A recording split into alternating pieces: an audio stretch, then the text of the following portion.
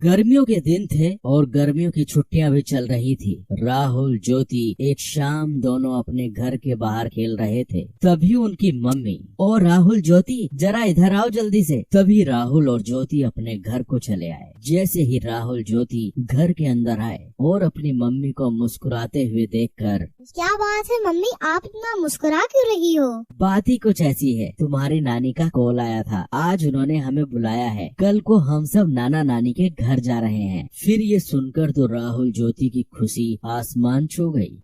चलो पैकिंग शुरू कर देते हैं, नाना नानी के गांव चलते हैं और एंजॉय करते हैं।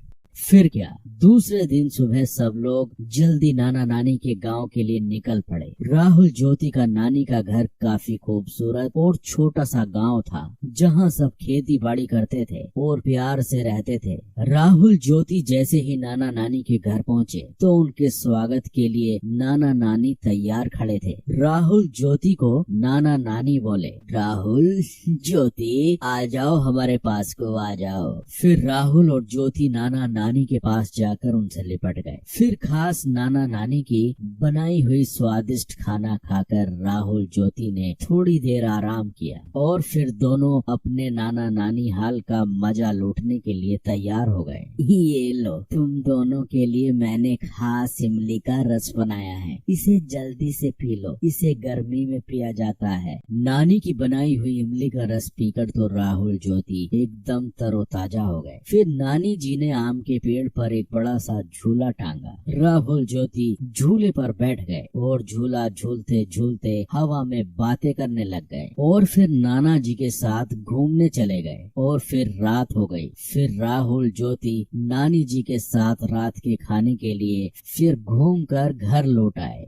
नानी जी, मैं आपके हाथों से खाऊंगा। नानी मुझे भी खिलाओ ना। ये सुनकर नानी जी हंसने लगी। ठीक है, मैं तुम दोनों को अपने हाथों से खिलाती हूँ।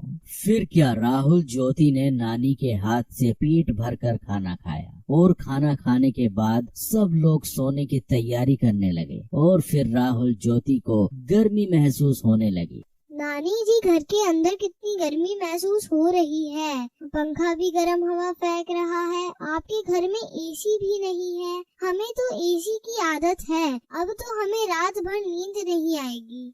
यह सुनकर नाना नानी के साथ सब लोग हंसने लगे। यह देखकर राहुल और ज्योति ज्यादा कंफ्यूज हो गए। आप सब हंस क्यों रहे हो? हमने कुछ गलत कह दिया क्या? ना बेटा ना, तुमने कुछ गलत नहीं कहा। छोटा सा तो हमारा गांव है, हमारे पास एसी कैसे होगा बेटा, लेकिन हमारे पास एक ऐसा एसी जरूर है जो तुम्हारे शहर में नहीं होगा। नानी जी ने फिर जाकर छत पर गद्दे बिछाए और सोने लगे। नानी, हम भी आपके पास सोएंगे। हाँ, तुम दोनों मेरे पास सो जाओ, आओ सो जाओ। फिर क्या, खुले आसमान के नीचे थोड़ी हवा में राहुल और ज्योति आराम से नानी के पास सो गए और नानी से कहानियां सुनते सुनते दोनों को प्यारी नींद आ गई। तो बच्चों, आपने इस वीडियो में देखा राहुल ज्योति का नानी का